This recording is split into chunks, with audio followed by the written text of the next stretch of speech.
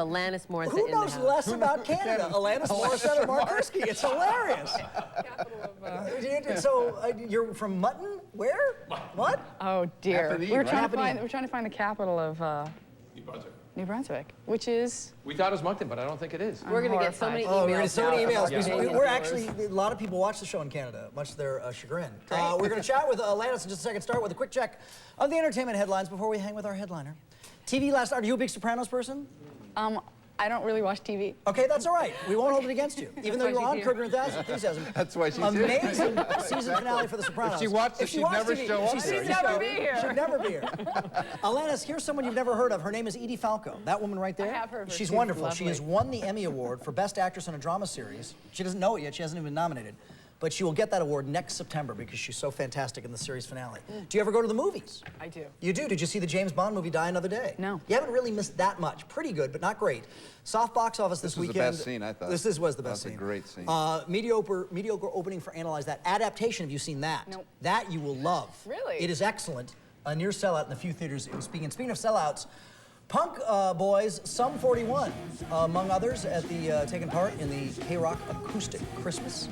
That's an acoustic Christmas? Well, kind of. I think so. Are you doing any of the radio station dealio? I'm doing some shows in Chicago and Toronto and Milwaukee. But do the radio stations strong-arm artists to do shows? It's like, you've got to do our Christmas show or we won't play your record? I think there's a relationship that kind of entails a little bit of please do this or else we may or may not help you at times, absolutely. But this It's year, extortion. It is extortion. I call them extortion radio shows. And I don't always do them, but I enjoy doing them, so it's not like twisting my arm. So. You have something big coming out tomorrow. No producers, no co-writers. Alanis on her own. It's called Under Rug Swept, which is the CD, and there's also now a DVD. Yes, called Feast on Scraps. Feast on Scraps. Speaking of which, so how many scraps?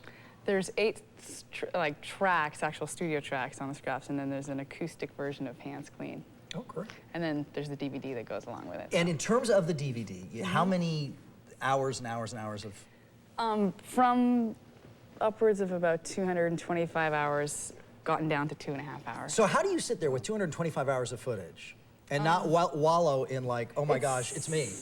It's an exercise in trying to withhold the narcissism vibe. But I step back and I can be objective. I call her when I'm editing. I say, well, she, she's a little too whatever in this one. But I had friends help me. They kind of went through the footage with me, and they know my sensibilities and everything, so we were all working together. We have the entire Crack Entertainment staff over here. What do you want to play first, Jamie? What would you decide? All right, let's pop up something up. Is this ironic? Let's see. No.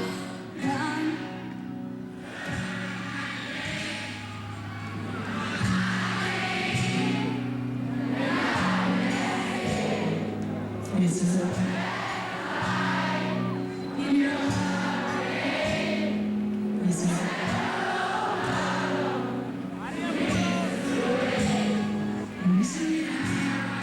How cool is it that from Italy to the Netherlands and everywhere else they know these songs?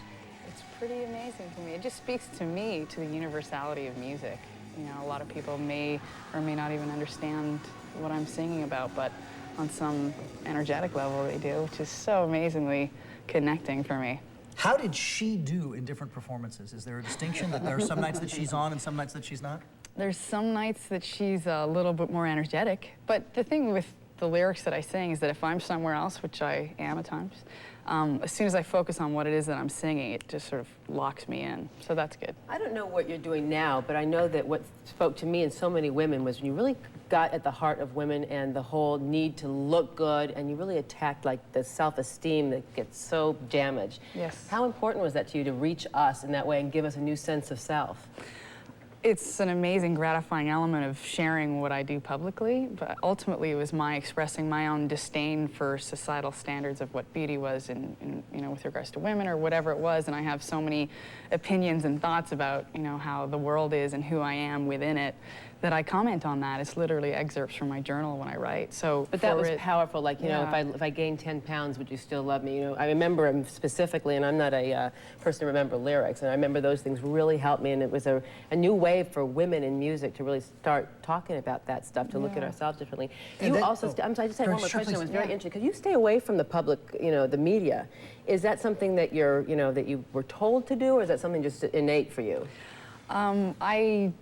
I see it as an amazing opportunity to share things, but if I don't have anything necessarily to share in that moment and I'm living my life in order to comment on my life, which is ultimately what my songs are, then I like to actually have a life. And not to say that being in the public eye all the time isn't a version of a life, it certainly is, but it's not one that I connect with as much. I didn't relate too much to the woman stuff, but I did like the music. The music really, the music does speak to me. It rocks. I really like it. Here's some more music. Let's listen to Alanis Morissette. Well, maybe for the extras or something. They were fine, too. What about this idea, and this is a stereotype, some people are like, you know, she comes out, Alanis angry, things like, you've heard that. Oh, yes. And what do you think of that? I think it's one-dimensionalizing, and you know, it's one piece of the pie. Certainly I have anger within me, and I have compassion and wisdom and stupidity and all these other things. So it's one aspect of myself, and I think it was something that typically hadn't been at the fore in society, women showing these parts of themselves unapologetically. So I think it was something that may have sort of, you know, Tapped into the psyche, what was happening. tapped into the psyche, had gotten a lot of attention in a way that was, it seemed rare, but certainly anger in women is not rare. Yeah, Sam. Yeah, there you go. Well, I'll tell you, you have no idea. Oh, I do. Some people say that, and I don't think making reference to what you've done, but that it's a fallow time for music, that you've got a lot of sort of glittery gals and guys, and it's about the look and the image, and has very little to do with anything else. What do you think? What are you listening to? Do you think it's a good time for music? It's the pendulum doth swing is the way I see it. So, you know, there's music that's written for the sake of entertainment and performance, which is one version of it, and there's music that's written for the sake of being autobiographical and you know. Who do you like? Who do I like? I'm listening to a lot of music from when I was really young and missed out on that incredible era of the 60s and 70s. I basically missed out on it, having been, you know, young or not existing yet in this form. So I'm listening to Joni Mitchell and Neil Young and you know, She has a wonderful new CD out. and Nick Drake, yes. Right. So Alanis Morissette, you can see in your own house on DVD, it drops. Isn't that the phrase they use now? I guess it is. Her DVD drops tomorrow, and so nice to have you come in today. Thank You're you. disappointed, Mark, however. He wanted you to come in angry. Well, I can get pissed off. Can you get pissed off? What can Mark say that would really make you mad? I don't know, he can try for You're the from next hour. Chicoutimi. Chicoutimi. That doesn't bother me. Uh-oh. What does that mean? It's a town. It's a town. It's a bad Canadian town. It's not bad. Not Great to have you here. Thanks Yeah, for it's having an me. honor. Pleasure, you Good luck guys. with So your DVD. sweet. All right, it's 8:43. Up next, the best places for dim sum. What to eat for lunch when we come right back. First time Alanis has been the lead-in for the dim sum. Yeah. How about me and Joe?